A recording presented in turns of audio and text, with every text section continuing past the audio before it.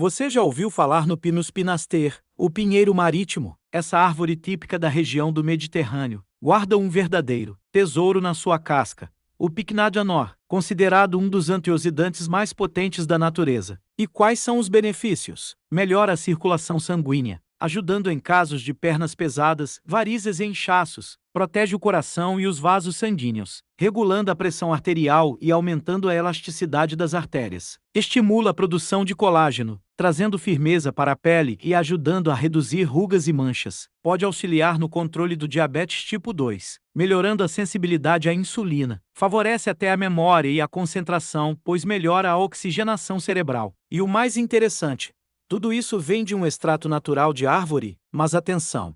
Apesar de ser natural, não significa que qualquer pessoa possa usar. O ideal é ter orientação profissional, principalmente se você usa anticoagulantes ou tem algum problema de saúde. O Pinus pinaster mostra como a natureza pode ser uma grande aliada para nossa saúde, beleza e longevidade.